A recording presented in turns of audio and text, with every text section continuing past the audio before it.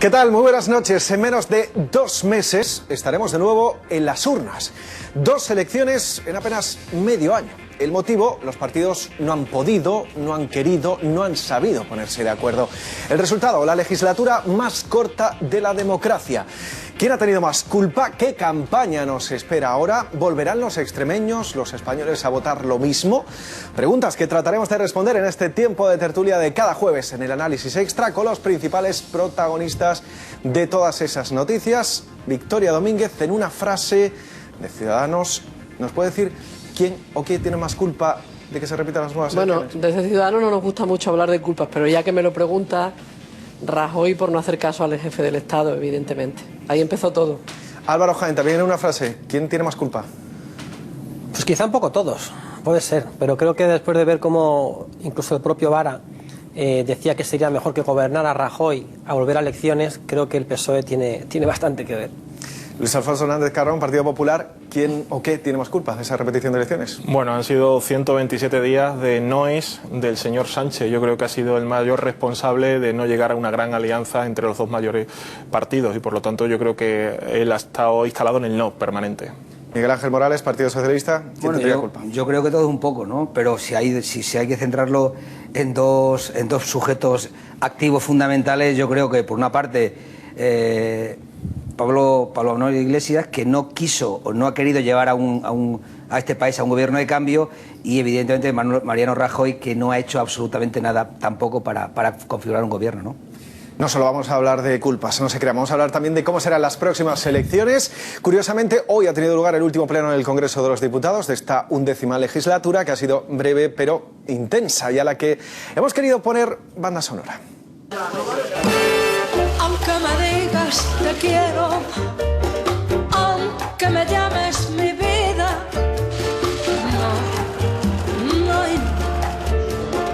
no te lo puedo creer. Llegar a entendimientos y acuerdos, y yo lo voy a intentar. Y el Partido Socialista Obrero Español está dispuesto a dialogar, a debatir. Que el Partido Socialista no cuente con nosotros para entregar el gobierno a Mariano Rajoy y al Partido Popular. La única posibilidad que veo es que gobierne quien ha ganado las elecciones.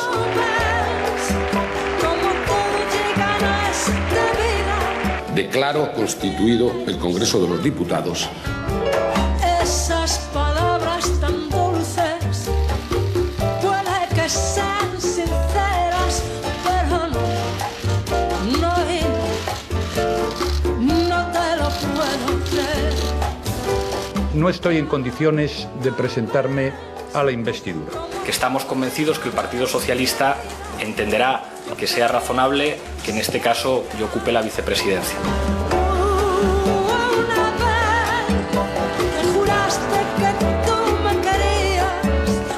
Este acuerdo suma, sí, suma. A mí lo que me importa es si hay gente dispuesta a que esta reforma profunda de España se ponga en marcha.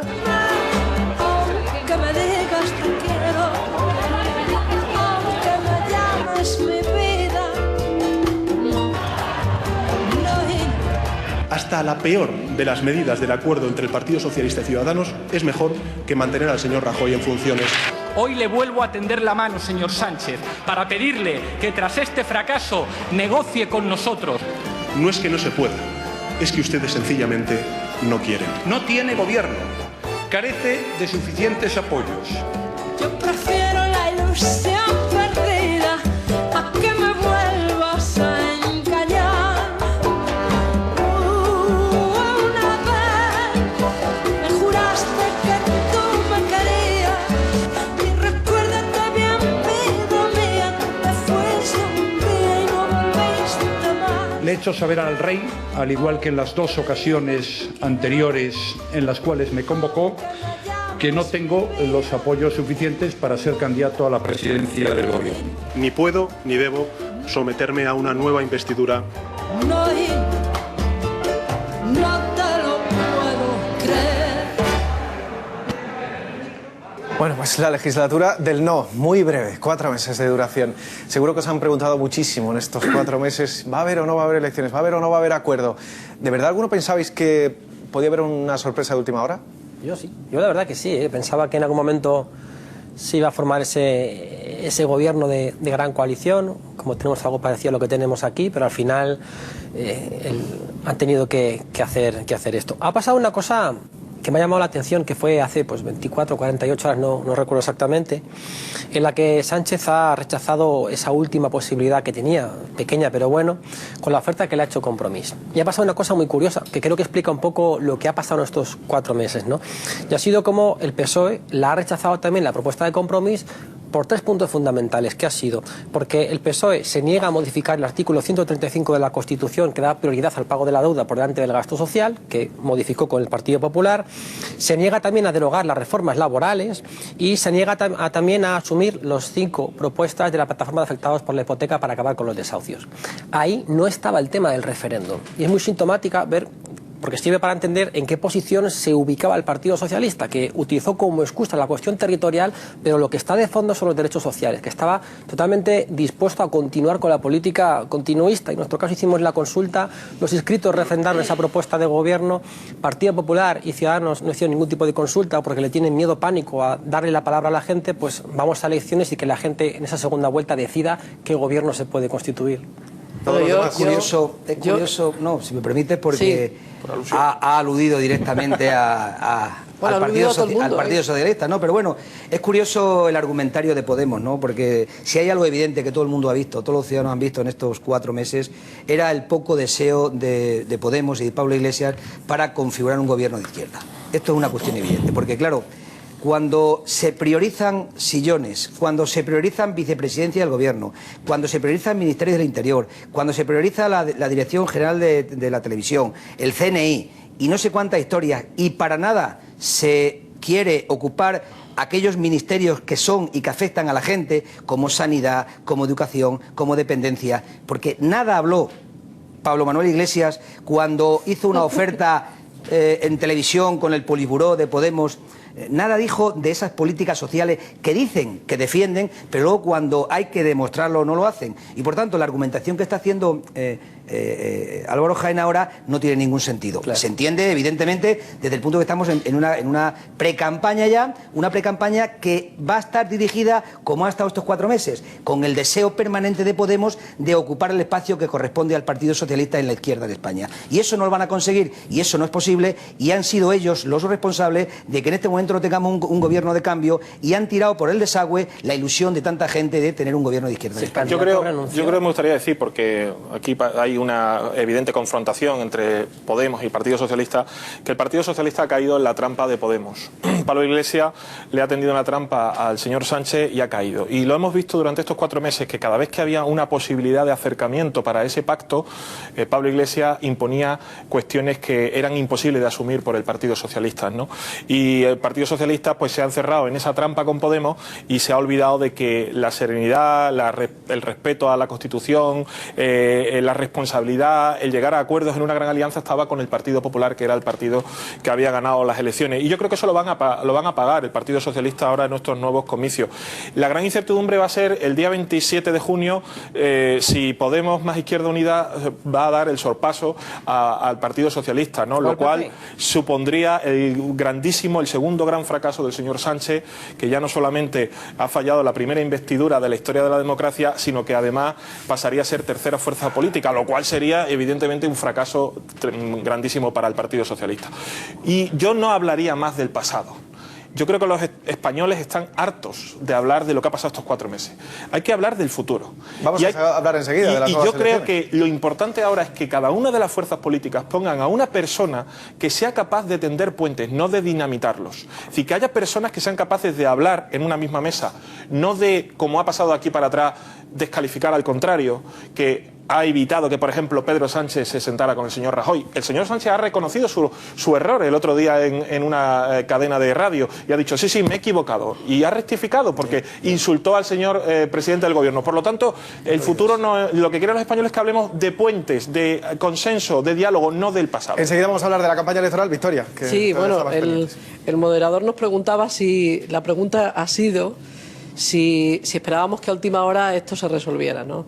Y la verdad que la proposición que se hizo desde Compromís era infumable, absolutamente. Yo creo que no merece más la conversación que 3 folios, es que eran 3 folios, decía decía Álvaro Jaén que contenía no sé qué cosas, eran 3 folios para gobernar 4 años, 6 partidos, es decir, imposible, infumable. Algunas serán interesantes. Y por tanto, no, sí, todos son interesantes, están ya en el pacto firmado con el Partido Socialista. Sí, interesante hay todo, lo que pasa es que Podemos ha jugado a un tactismo absoluto porque se cree que las encuestas, lo del sorpaso, se lo han creído. Formar un gobierno, se lo han creído.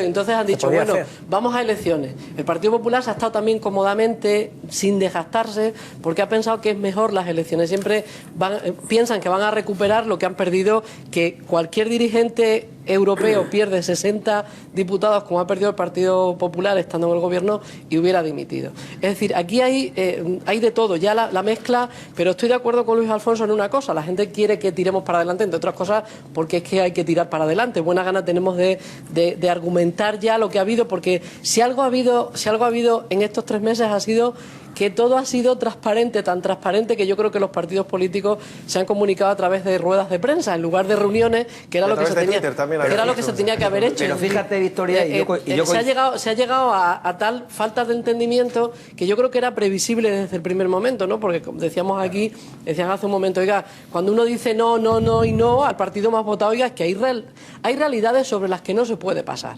Y yo creo que los ciudadanos lo entienden mucho antes que lo han entendido en el Congreso de los Diputados todo el mundo. Ahora, también es verdad, yo tengo que decir que desde mi partido, desde Ciudadanos, podemos decir con la cabeza muy alta que hemos sido el único partido que no ha estado ni en el tactismo, ni en los ministerios, ni en no te rías, Álvaro, ni en repartirse nada, porque no hemos repartido nada. Hemos puesto sobre la mesa un equipo de trabajo y hemos dicho, vamos a hacer propuestas, que es lo que los españoles nos han dicho. el Partido Popular. No, que se sume quien quiera, porque lo que había que hacer con el Partido Popular. Perdona, lo que no queremos gobernar es con gente, con partidos.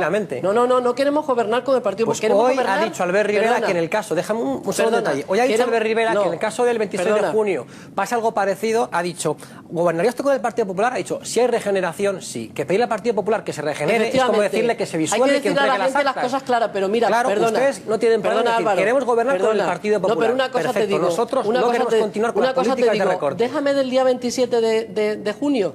Albert Rivera se va a presentar a presidente del gobierno y lo que quiere Ciudadanos... Si no, se apoya en el PP, lo ha dicho hoy. Pero espérate primero al día 26, lo que quiere Ciudadanos, evidentemente con un partido que presenta un candidato a la presidencia del gobierno, es que nosotros gobernemos. No, perdona. Mira, y luego habrá que gobernar con Victoria, quién. Digo, por acabar ahí un poco la discusión que tenéis, la nueva política. Yo coincido una cosa con lo que decía Luis Alfonso y lo que dices tú, Victoria. Pero si hay un responsable de que podamos afrontar el futuro, es Pedro Sánchez. Porque Pedro Sánchez es el que ha puesto el reloj a cero. Y como consecuencia de la acción, del arrojo, ¿sí?, de aceptar el encargo del jefe del Estado, tenemos la posibilidad de salir de este impasse. Si porque si hubiéramos seguido en la inacción del presidente Rajoy en funciones, estaríamos todavía sin saber dónde íbamos. Por tanto, aquí ha habido, y yo es lo que apelo, en las elecciones del 26 de junio, hablando de futuro, los ciudadanos van a tener que contemplar dos cuestiones fundamentales desde mi punto de vista cuando voten. Claro. Primero, la gestión de un gobierno durante 4 años donde han predominado los recortes en derechos fundamentales de los ciudadanos. Y estamos hablando de la educación, estamos hablando de la sanidad, estamos hablando de la dependencia, estamos hablando de la libertad individual a través de la ley de Mordaza, estamos hablando de la reforma laboral, estamos hablando de una serie de cuestiones que han afectado a la vida personal de la gente, hay un responsable, el Partido Popular, las políticas del Partido Popular y las políticas de Rajoy. Y por otra parte, tienen que analizar quién ha tenido deseos, quién ha hecho todo lo posible y más para formar un gobierno en base o sabiendo que nadie tenía mayoría absoluta el 20 de diciembre y por tanto tenemos que configurar un gobierno renunciando, cada uno de nosotros renunciando a planteamientos, porque evidentemente si no tengo mayoría absoluta yo tengo que hablar, tengo que negociar y tengo que renunciar a determinados planteamientos. Y eso no se puede conjugar con lo que Podemos ha hecho, que tenía que ser lo que decía él y si no, no se hacía nada. Y esto es muy difícil. Yo me alegro de que el 26 de junio podamos votar.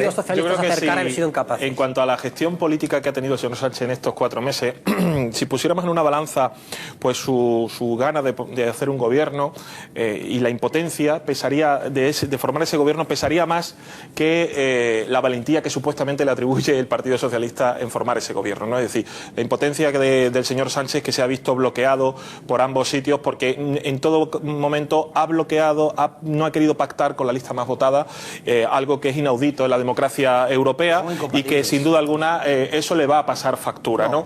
pero sí, yo creo que le va a pasar factura. Al contrario. El señor Sánchez ha buscado una salida personal y ha hecho un teatrillo. El señor Rajoy, hay que decir que ha sido, en todo caso, responsable, serio y veraz. Como decía nuestra campaña, España en serio. Nosotros no hemos hecho un teatrillo, una farándula, una representación teatral. Hemos querido hacer, decir la verdad, decir... Cuando el señor Rajoy le dice al rey que no puede formar gobierno, es porque el señor Sánchez le había dicho 17 veces no, y le dijo incluso de forma ofensiva qué parte del no entiende, lo cual me parece una falta de respeto en democracia a la lista más votada y a 7 millones y medio. No, le había dicho 17 veces no, claro, con lo cual ahí aparece el problema de todo, el origen de todo. El señor Sánchez está buscando una salida personal y ahora tiene un problema, se tiene que enfrentar a un partido que vienen a por él, porque los líderes regionales, lo estamos viendo en la elaboración de las listas, van a por él. Se tiene que enfrentar a una izquierda que entre Podemos e Izquierda Unida le van a dar el sorpaso. Se tiene que enfrentar a la primera vez que un candidato a la investidura es fallido y se tiene que enfrentar a los peores resultados de la historia del PSOE de la democracia, que pueden empeorar. Yo creo que tiene muchos problemas. Terminamos y vamos a hablar ya del futuro, de las próximas elecciones. Perfecto, solo un detalle. Fijaos en la consulta que hizo el Partido Socialista cuando preguntó a sus bases si aceptaban o no ese pacto PSOE-Ciudadanos, si también hubieran incluido la pregunta, ¿usted está de acuerdo en apoyar el gobierno PSOE, Podemos, Izquierda Unida y Compromís, como hicimos nosotros? ¿Por qué no lo hicieron? Porque sabían que a lo mejor probablemente hubiera salido el sí. Y que si la gente que vota al PSOE apoya ese gobierno y la de Podemos también, no tenían posibilidad ninguna de justificar el imposibilitar ese gobierno de cambio. Bueno, pues hemos pasado de la legislatura, Miguel Ángel, hemos pasado de la legislatura más corta a la campaña electoral más larga. Nos quedan 2 meses por delante para las próximas elecciones. Empieza esa campaña el día 10 de junio, las elecciones serán el día 26 y la pregunta que nos estamos haciendo ahora es ¿qué campaña nos espera? Si va a ser diferente a la que hemos vivido actualmente. Se está hablando de recortar, de disminuir el dinero que se gasta en esa campaña electoral. No sé, ¿cómo la vais a afrontar los diferentes partidos? ¿Se van a mantener también las listas? Bueno, mi partido ya ha dicho claramente y de una forma muy nítida que las listas van a seguir siendo exactamente las mismas, ¿no? Y con respecto a la campaña, a mí me gustaría que fuera una campaña limpia y una campaña de tender puentes de diálogo y sobre todo una campaña que se hable de los problemas de la gente, de las personas, de lo que le pasan a los ciudadanos, no de nuestros problemas de los partidos, ¿no? Y eso es lo que los ciudadanos en estos momentos esperan.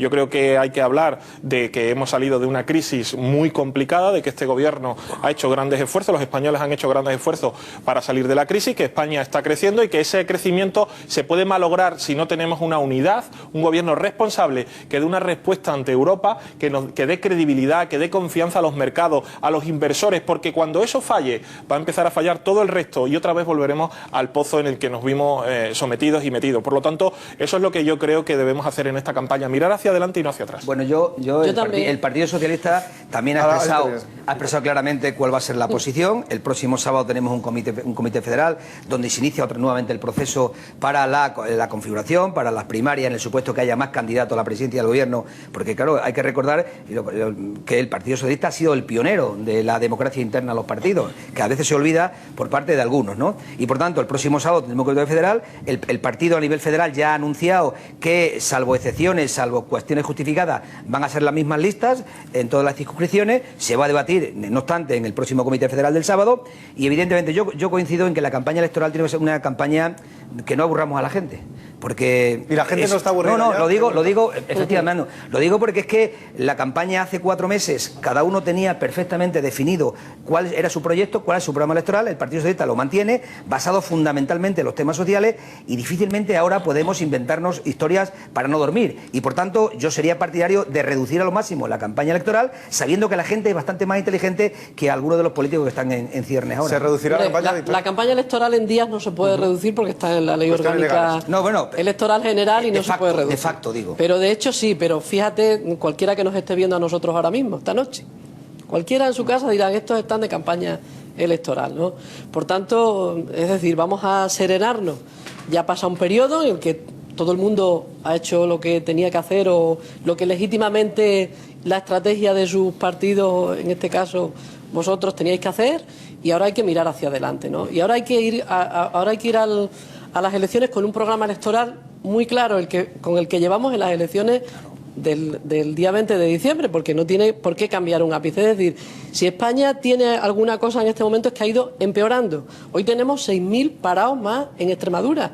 Y Extremadura es España, porque esto de que nos echemos las culpas unos a los otros, no. Aquí gobierna el Partido Popular en Madrid, en funciones.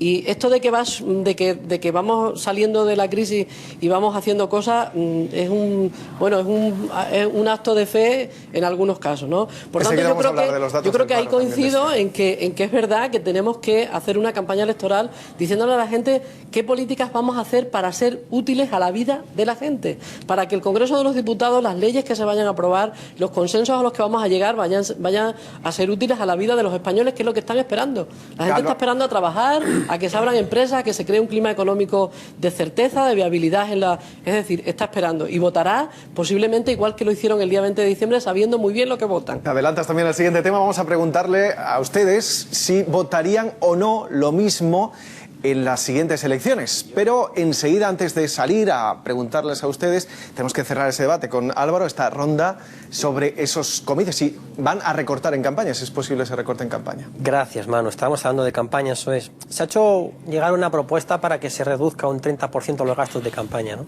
Y nos parece muy bien. Nosotros, desde que existimos hace 2 años, no hemos hecho otra cosa. De hecho, hemos ahorrado a las arcas públicas 12 millones de euros solo porque nos financiamos no con bancos, sino con microcréditos, y celebramos que el resto de fuerzas políticas entiendan que esa vía a lo mejor puede ser interesante. Parecía también bien ahorrar, utilizar también el buzoneo, y es muy importante para que todo el mundo tenga en casa sus papeletas y no tenga que ser cada partido el que lo haga, porque sale muchísimo más caro y porque además, por desgracia, en zonas como la nuestra, de población rural, hay miedo, pánico a coger la papeleta delante del concejal de turno si no es del color de tu partido que vas a votar. O sea que si la gente sale del voto desde casa, va a ser muchísimo mejor para todos. Y termino, la campaña última del Partido Popular no dijo cuánto se gastó. El PSOE dijo que se gastó 9 millones de euros, Ciudadanos que se gastó 4 millones de euros de Banco Popular, y nosotros, como digo, hemos ahorrado 12 millones de euros y solo nos gastamos 2 con microcréditos. Luego, que se aplique en el cuento nos parece maravilloso. Bueno, es temporada alta para las empresas de encuestas en estos 2 meses. Van a poder leer y escuchar muchísimas encuestas, y la pregunta clave es: ¿ustedes repetirían el mismo voto al mismo partido del 20 de diciembre? Pues hemos salido a la calle y esto nos han dicho.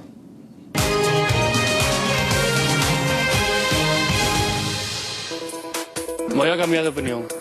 Voy a cambiar de opinión porque la política, la verdad, son unos ladrones todos. Yo creo que cambiaré de opinión. A ver, yo, con buen fin, votas a lo mismo, ¿no?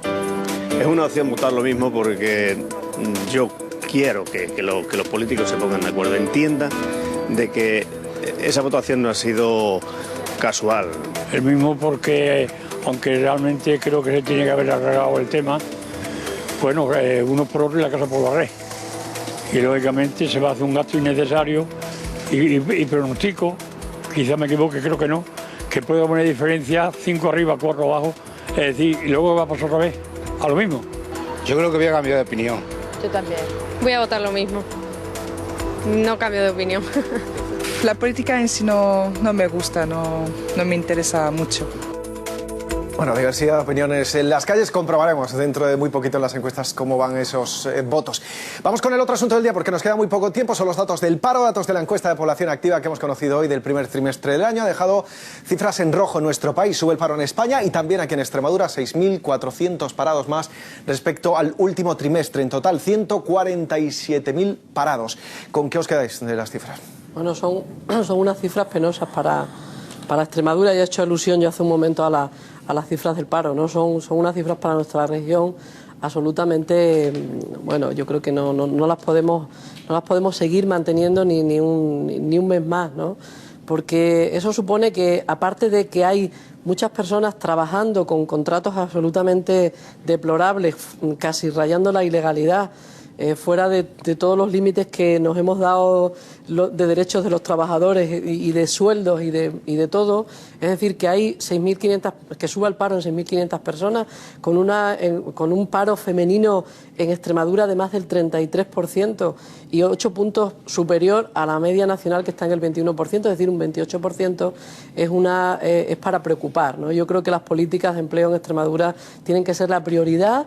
Ya lo dijo el presidente de la Junta el día que la toma de posesión, me acuerdo que dijo: nos tiene que ayudar el Gobierno de España, alguien nos tiene que ayudar en Extremadura, porque hablamos mucho de cambio de modelo económico, hablamos mucho en Extremadura de cambio del sistema productivo, pero luego hacemos políticas que no acompañan para nada que los extremeños tiren para adelante, ¿no? Yo creo que es una malísima noticia que el presidente de la Junta tiene que decir qué va a hacer inmediatamente. Ciudadanos esta mañana... Os pido brevedad en las intervenciones porque nos faltan solo 5 minutos de tiempo. Ciudadanos esta mañana ha preguntado al presidente de la Junta cuándo piensa firmar el plan de empleo autónomo, que ya dijo en febrero que se firmaba y que ya están vigentes los presupuestos. Lo que tiene que empezar a hacer es ejecutar los presupuestos y empezar a hacer políticas de empleo que redunden en el beneficio de la gente inmediatamente, ¿no? Con brevedad en las intervenciones, por favor, ¿cómo valoráis esos datos? Me parece muy hipócrita y algunos nos enfadan mucho que se critique que los contratos laborales sean muy malos y el empleo sea precario cuando no se apuesta claramente por derogar las reformas laborales, como ha hecho Ciudadanos con ese pacto con el Partido Socialista. Falso.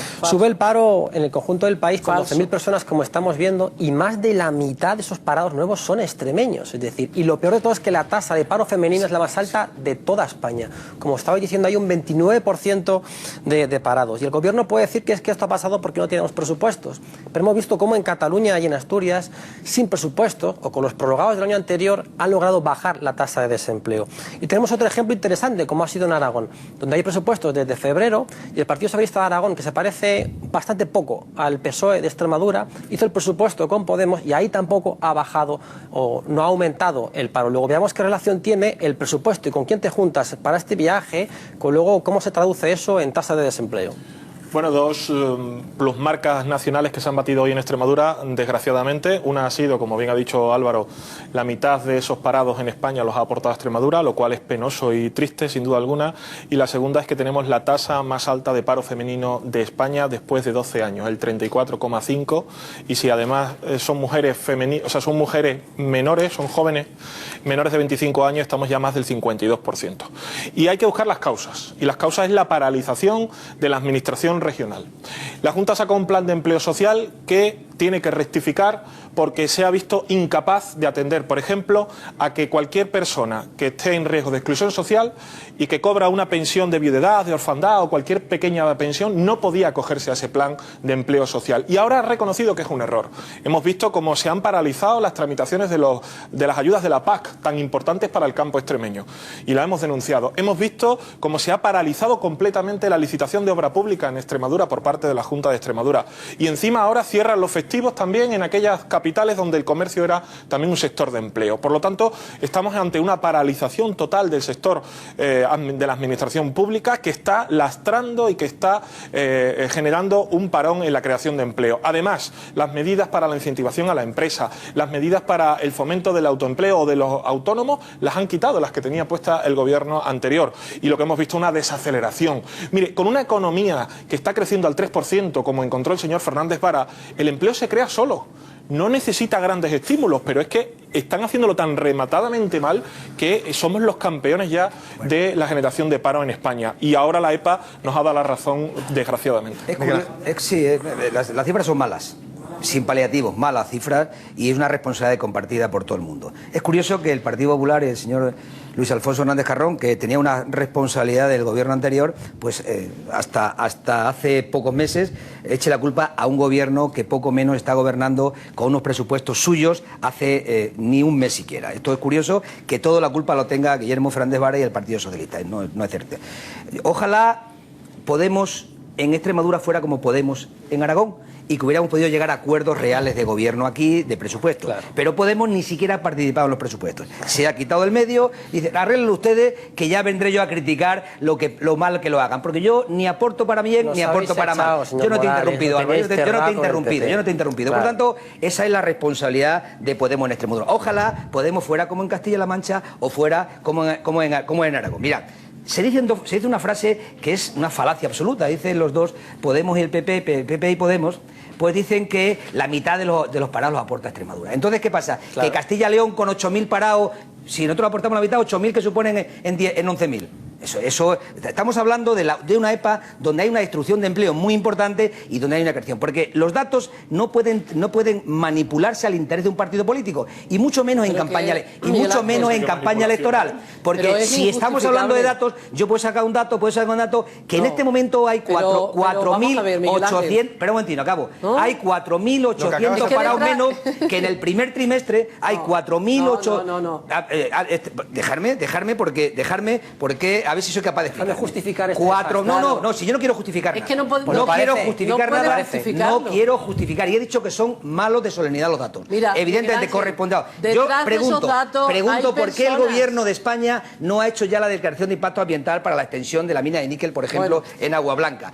Pregunto por qué el gobierno de España está constriñendo a través de políticas fiscales o de políticas de fiscalidad a la Comunidad Autónoma de Extremadura. Pregunto por qué el presupuesto de la Comunidad Autónoma no se ha aprobado mucho antes. Pregunto por qué hay 4.800 parados menos que el primer trimestre del 2015, 4.800 menos, algo se habrá hecho. Miguel Ángel, preguntas y el Partido Popular no es nadie para darnos ejemplo, porque ha sido el campeón del paro en Extremadura. Preguntas que tenemos que dejar por responder porque estamos ya fuera de tiempo del programa. Eso, no se justifica nada. Pero no puedes justificarlo, Miguel Ángel. Si te hubieras callado, quedas mejor.